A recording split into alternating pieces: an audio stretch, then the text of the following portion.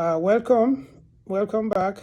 This is the series that will be devoted to China as part of the series reflecting on the year 2022 and the major events, important events that shaped the economy or shaped or reshaped the economy and impacted the stock market, either in China or in the macro um, world economy and in the US and other continents as well. As I said before, the scriptural guidance parameter that we're using to do this is found in the Quran in those verses where God the Almighty reminds us that He is the source of our wealth and our resources and our welfare, and that He makes available to us these resources and this wealth, sometimes in abundance and sometimes in limited form. And I picked in particular the verse of chapter 30, verse 37, because of the incorporated reflective schemata that is involved there. Look at and see the signs, see it as signs, and as a signs for those who have faith and for those who have reflective mind. And also the outcome of that is that this action of God the Almighty in distributing and making available resources to people, sometimes abundantly, giving them, putting them in the situation of ease and abundance, and sometimes in the situation of difficulty and dearth. And so that, in fact, human beings too will have to exercise this type of discipline of themselves sometimes in order for them to stay good and to stay in and to keep their welfare and their God-given resources and opportunities. And I try to relate that to what's going on now in terms of the contraction and expansion of the resources and of the means of livelihood and of the investment or economic opportunities that are available to the world at this time. Or the crisis that we are going through, that's sometimes called recession, sometimes called a bear market, and so on, using the language or the idioms of the investors.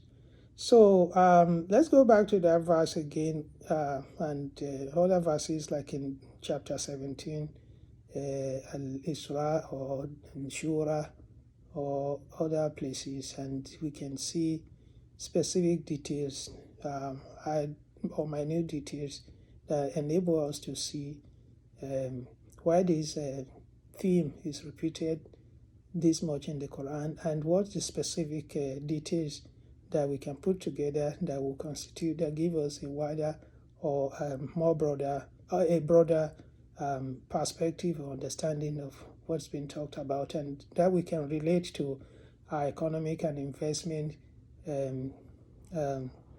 opportunities or activities. So I'm going to be talking about China.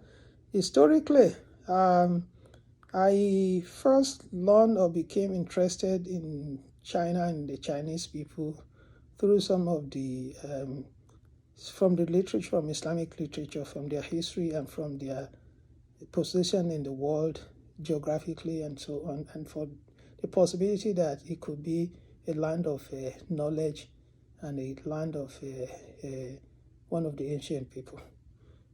So that one. The other one was that while we were still young and in the Arabic school, I think, I'm not sure if it was the time when Chairman Mao was still around, or his image or his influence or his legacy. And we used to have pictures of him, posters of him hang on our wall.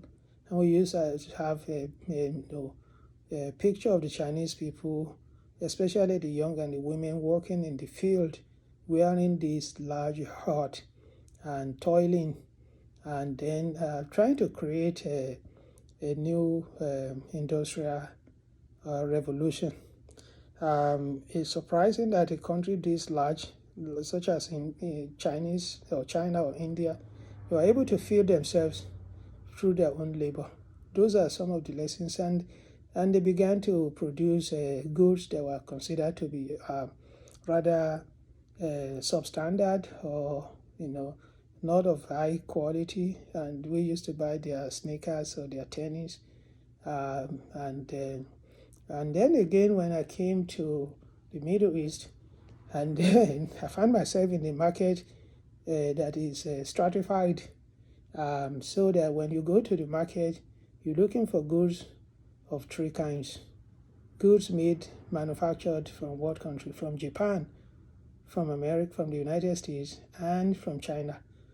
And if you go to Riyadh, market, that's how you have to shop, and the prices will be different, and the qualities, real or assumed, would also be different.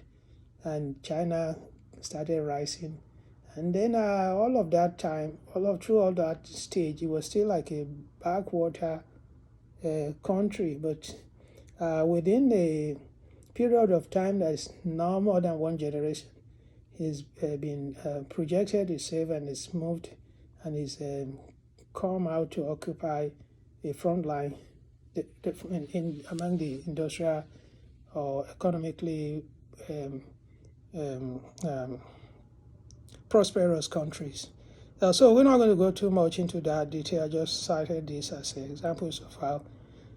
So let's talk about the major events let's jump and talk about the major events of the year 2022, and what investments opportunities were gained or lost during that year at the micro level with respect to the Chinese economy, and at the macro level with respect to the endeavors that were undertaken by American investors or Western investors in the market. So we're going to have to start with the collapse of the real estate in China, which happened late in the year 2021, and its effects came to be felt early in the year 2022. The collapse of the Evergrande, that's like a housing development company that was involved in a very huge project, with money being pumped in from the Wall Street and from England and all of these other countries that saw an opportunity that in China with respect to real estate. And then when that company collapsed, it resembled the 2028 subprime housing crisis in the United States of America that almost brought the country or the economy to its knees. Unlike our own situation then, when the government tried to bail out those companies, save the situation by using the taxpayers' money to fund those to help those companies out. The Chinese government didn't do that. Okay, so specifically in the year 2022, I'm going to be talking about three. I'm going to limit my analysis to three major developments, and I'm going to show how they impact the market. The first one is of a general nature, and that's how the Chinese government came to be known as an anti-business government.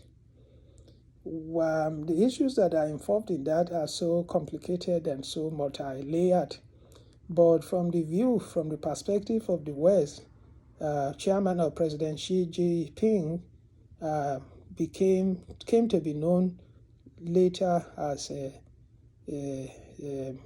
leading a government that was trying to be unfriendly to businesses.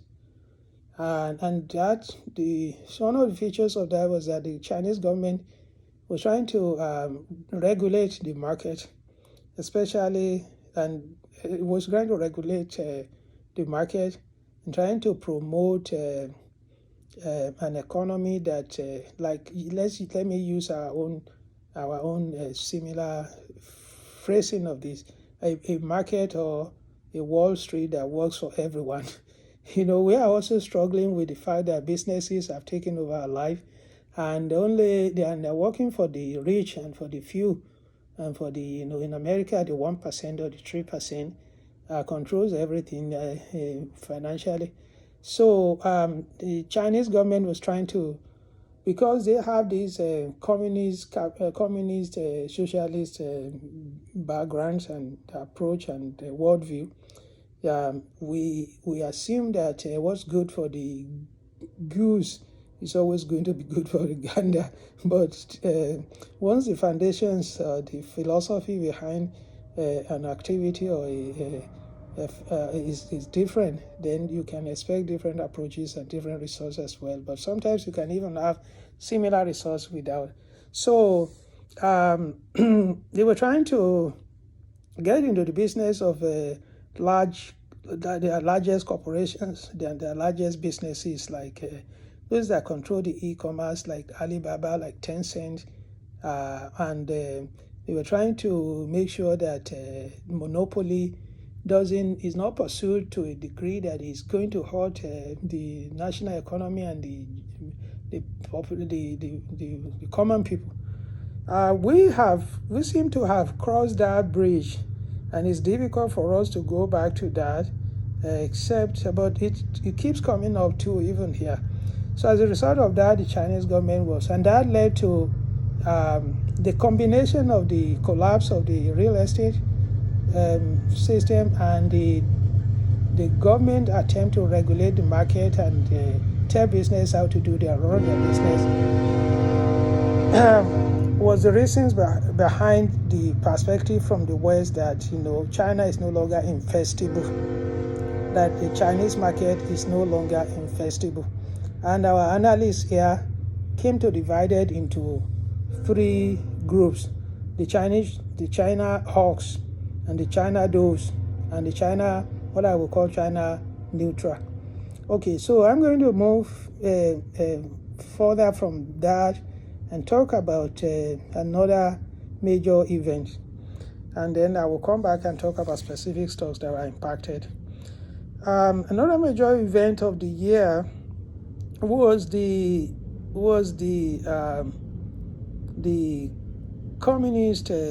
Chinese Communist Party's conference that took place later in the year in September, and was leading up to that conference. The market was jittery, the market was apprehensive, the market reacted or behaved irrationally, and that's the nature of the beast. Our market too is try to defy the authority, or try to anticipate or try to build on the fear of what's coming, if it's not something that is favorable for them. So during that, in the period leading to that, Chinese market or Chinese stocks were terribly down. And when I come again to talk about specific companies or stocks, I will give examples. So, but what were the reasons why? What were the causes of the concern or the fear or the apprehension? One, there was the fear that the President Xi Jinping, who had already completed his second term, was he going to go away like his predecessors, or was he going to try to stay back and try to hold on to power for a third term? Something that has not happened in the last maybe 20, 30 years or so. So there was a fear that the government was becoming a crony, and the fear of a one party, and then from the fear of a one party government to the fear of a one man show. So I think that's reasonable that's a reflection of the fears of the concern, of the worries of the people. So the market was down. But the Chinese Communist Party came and went by. President Xi Jinping was able to retain power, and he got his third term. And so after that, the way the market behaves is like I've tried to describe. It's like, okay, that's what we get. We need to move on. So, but what happened was that after the conference, and then of course there was all these trade wars, or trade antagonism between the United States of America and China, and even to the point of some of our analysts and instructors telling us to completely abandon Chinese market and Chinese stocks, and predicting wars, predicting eventual collapse of the Chinese economy, and so on and so forth. So, but after the conference, and the President Xi Jinping began to introduce or continue or come up with, try to rectify and correct the perception that he's anti-business, and he tries to become more friendly with businesses. And actually he came out to say that we need to work for economic progress. We need to continue the economic progress. We need to, because a whole lot of things happened. The GDP got dropped, the debt rose, and all kind of crises. So he came back strongly to declare his support for businesses and for growing the economy and so on, and decided to try to pacify or try to assure the corporations and the businesses that the government is going to be supportive of their activities because it's in the interest of the country, and so on. So the other related issue is the COVID-19 restrictions. How come that China was able to survive under lockdowns for 2, 3 or more years, when in fact I can't think of any capitalist country that could have survived that? So eventually these restrictions began to be eased and be lifted, and so that also created a new opportunity for hope for the thriving or the survival of the businesses and the stock market. So these are some of the major issues that created upheavals in the Chinese stock market, and it affected our own international economy and the U.S. economy as well. Like I said, with respect to the UK economy, the U.S. economy is so much tied to China, even much so than the European or the British, so much tied to Chinese economy. And if there's trouble is in one of those countries, is going to affect the U.S. But in this situation, it was positive in the sense that for all those of us that look at these markets as a part of a whole, we recognize the fact that you don't want all of these economies to be having problems at the same time. It's not going to all go well for the overall well-being of the stock market and of the economy. So although the similar crises were going on in the United States, but it's of a different nature. So let me talk about specific stocks that were Alibaba, for example, Tencent. They were impacted by this. It caused their stock price to crash. And then there were other companies like my favorite company, NIO, in the EV sector, NIO and XPeng. They also lost a lot of their valuations too. And it gave us the opportunity to try to buy back some of those shares. And because if you are investing for the future, and with the reason why I'm in the market, it's not just because I want to make quick money, but because I see of changes that are coming into our world. I don't want to be a passive observer. So now people are going back to investing in stock, Chinese stocks, and you can look for something that you may be interested in. Thank you, and may God bless you. Bye bye.